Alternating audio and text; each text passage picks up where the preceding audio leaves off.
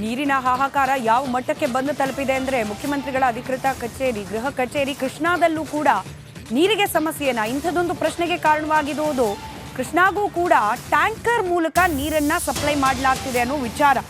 ಆ ಮೂಲಕ ಮುಖ್ಯಮಂತ್ರಿಗಳ ಗೃಹ ಕಚೇರಿಗೂ ಕೂಡ ನೀರಿನ ಬವಣೆಯ ಬಿಸಿ ತಟ್ಟದಂತೆ ಕಾಣ್ತಾ ಇದೆ. ಜಲಮಂಡಳಿಯ BWSSBಯ ಟ್ಯಾಂಕರ್ನಿಂದ ಕೃಷ್ಣಾಗೆ ನೀರನ್ನ ಪೂರೈಕೆ ಮಾಡಲಾಗ್ತಾ ಇದೆ. ಸಿಎಂ ಗೃಹ ಕಚೇರಿ ಕೃಷ್ಣಾಗೆ ನೀರಿನ ಟ್ಯಾಂಕರ್ ಬಂದಿದೆ. ಬೆಂಗಳೂರಿನಲ್ಲಿ ನೀರಿನ ಬವಣೆ ಹೆಚ್ಚಾದ ಬೆನ್ನಲ್ಲೇ ಸಭೆಯನ್ನ ಕೂಡ ಇವತ್ತು ಕರೆಯಲಾಗಿದೆ. ಮುಖ್ಯಮಂತ್ರಿಗಳ ನೇತೃತ್ವದಲ್ಲಿ ಬರ ನಿರ್ವಹಣೆ ಪರಿಶೀಲನಾ ಸಭೆ ಇವತ್ತು ನಡೆಯಲಿದೆ. ಬರ ಪರಿಸ್ಥಿತಿ ನಿರ್ವಹಣೆ ಕುರಿತು ಮುಖ್ಯಮಂತ್ರಿಗಳಿಂದ ವಿಡಿಯೋ ಕಾನ್ಫರೆನ್ಸ್ ನಡೀತಾ ಇರತಕ್ಕಂಥದ್ದು.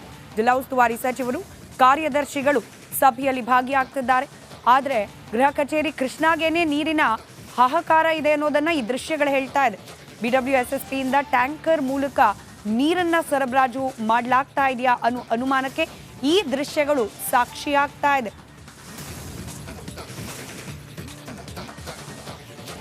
ದೃಶ್ಯದಲ್ಲಿ ಗಮನಿಸ್ತಾ ಇದ್ದೀರಿ, ಮುಖ್ಯಮಂತ್ರಿಗಳ ಗೃಹ ಕಚೇರಿ ಕೃಷ್ಣಾಗೆ BWSSBಯ ಟ್ಯಾಂಕರ್ನಿಂದ ನೀರನ್ನ ಪೂರೈಕೆ ಮಾಡಲಾಗ್ತಾ ಇರೋದು.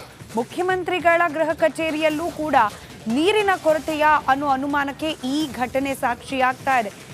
ಇನ್ನು ಬೆಂಗಳೂರಿನ ವ್ಯಾಪ್ತಿಯಲ್ಲಿ ಟ್ಯಾಂಕರ್ಗಳ ಬೆಲೆ ನಿಯಂತ್ರಣಕ್ಕೂ ಕೂಡ BBMP ಒಂದು ಕಡೆಯಿಂದ ಪ್ರಯತ್ನವನ್ನ ಮುಂದುವರಿಸಿದೆ.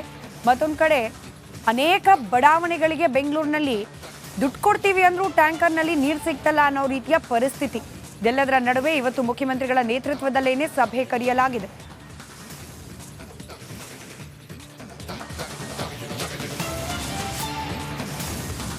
ಇಡೀ ರಾಜಧಾನಿಯಲ್ಲಿ ನೀರಿನ ಹಾಹಾಕಾರ ಎಷ್ಟರ ಮಟ್ಟಿಗೆ ಇದೆ ಅಂತಂದ್ರೆ ಕೇವಲ ಒಂದು ಅಥವಾ ಎರಡು ಏರಿಯಾಗಳಲ್ಲಿ ಅಲ್ಲ, ಇಡೀ ಬೆಂಗಳೂರಿನಲ್ಲಿ ಸದ್ಯಕ್ಕೆ ಇದೇ ರೀತಿಯ ಸಮಸ್ಯೆ.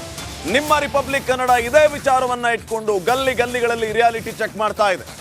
ಜಯನಗರದಲ್ಲಿಯೂ ಕೂಡ ಸದ್ಯಕ್ಕೆ ಇದೇ ಪರಿಸ್ಥಿತಿ. ನೀರಿನ ಹಾಹಾಕಾರದಿಂದ ಜನ ಬೇಸತ್ತು ಹೋಗಿದ್ದಾರೆ. ಸಿಎಂ ಗೃಹ ಕಚೇರಿಗೂ ಯಾವ ರೀತಿಯ ಪರಿಸ್ಥಿತಿ ಇದೆ ಅನ್ನೋದ್ರ ಬಗ್ಗೆ ಈಗಷ್ಟೇ ನಾವು ಮಾಹಿತಿಯನ್ನ ನೀಡ್ತಾ ಇದ್ವಿ. ಇನ್ನು ಏರಿಯಾ ವೈಸ್ ಹೋಗೋದಾದ್ರೆ ಜಯನಗರದಲ್ಲಿಯೂ ಕೂಡ ಪರಿಸ್ಥಿತಿ ಭಿನ್ನವಾಗಿಲ್ಲ. ಅಲ್ಲಿನ ಜನ ಇಡೀ ಜಯನಗರ ಸುತ್ತ ಹಾಕಿದ್ರು ಕೂಡ ಒಂದು ಕ್ಯಾನ್ ನೀರು ಸಿಗ್ತಾ ಇಲ್ಲ. ಈ ಮಟ್ಟಿಗೆ ಪರಿಸ್ಥಿತಿ ನಿರ್ಮಾಣ ಆಗಿದೆ. ಟ್ಯಾಂಕರ್ ಮೊರೆ ಹೋಗುವಂತಹ ಕೆಲಸ. ಆದರೆ ಟ್ಯಾಂಕರ್ ನೀರು ಕೊಡೋರು ಯಾವ ಮಟ್ಟಿಗೆ ದಂಧೆಗಿಳಿದಿದ್ದಾರೆ ಅನ್ನೋದು ಕೂಡ ಈಗಾಗಲೇ ಬಟಾಬೈಲಾಗಿದೆ. ಈ ಬಗ್ಗೆಯೂ ಕೂಡ ನಿಮ್ಮ ರಿಪಬ್ಲಿಕ್ ಕನ್ನಡ ನಿರಂತರ ವರದಿಯನ್ನು ಪ್ರಸಾರ ಮಾಡಿದೆ.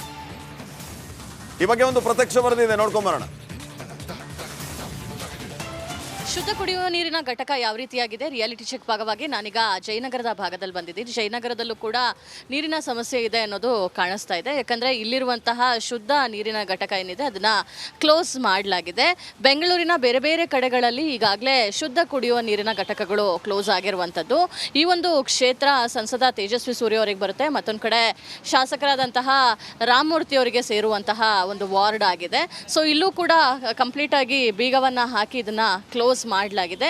ಬೆಂಗಳೂರಿನಲ್ಲಿ ಯಾವ ರೀತಿಯಾಗಿದೆ ಅಂದರೆ ಭಾಗಶಃ ನೀರಿನ ಘಟಕಗಳನ್ನು ಕ್ಲೋಸ್ ಮಾಡಿದರೆ ಮತ್ತೆ ಕೆಲವು ಕಡೆ ನಿರ್ವಾಹಕರು ದಿನದ 2 ಗಂಟೆ 3 ಗಂಟೆಗಳ ಕಾಲ ನೀರನ್ನು ಕುಡಿಯುವಂತಹ ಅಂದರೆ ಬಿಡುವಂತಹ ಪ್ರಯತ್ನವನ್ನು ಮಾಡ್ತಾ ಇದ್ದಾರೆ. ಸಾಕಷ್ಟು ಜನ ಕ್ಯಾನ್ಗಳನ್ನು ಹಿಡ್ಕೊಂಡು ಬಂದು ಕೂಡ ನೀರಿನ ಘಟಕದ ಮುಂದೆ ಕಾಯ್ತಾ ಇರುವಂಥದ್ದು. ಮಾತಾಡ್ಸೋಣ ಸರ್, ಕುಡಿಯೋ ನೀರಿಗೂ ಕೂಡ ತುಂಬ ಕಡೆ ಸಮಸ್ಯೆ ಆಗ್ತಾ ಇದೆ.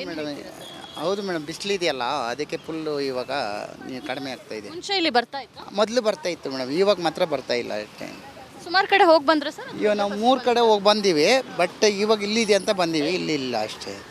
ಅಲ್ಲಿ ಮೇಲ್ಗಡೆ ಹಾಂ, ಇವಾಗ ಅವರು ನಾವು ಹುಡುಕಿದ್ದೀವಿ, 3 ಕಡೆ ಹುಡುಕಿದ್ದೀವಿ. ಇವರು ಬಂದಿದ್ದಾರಲ್ಲ ಅವರು ಹುಡುಕಿದ್ದೀವಿ. 3 ಕಡೆ ತುಂಬ ಕಡೆ ರೌಂಡ್ ಹಾಕಿದ್ದೀರಾ? ಇಲ್ಲ, 3 ಕಡೆ ಮಾತ್ರ. ಇವಾಗ ನಾವು ನೋಡಿದ್ದು 1, 2, 3ನೇ ಕಡೆ ಮಾತ್ರ.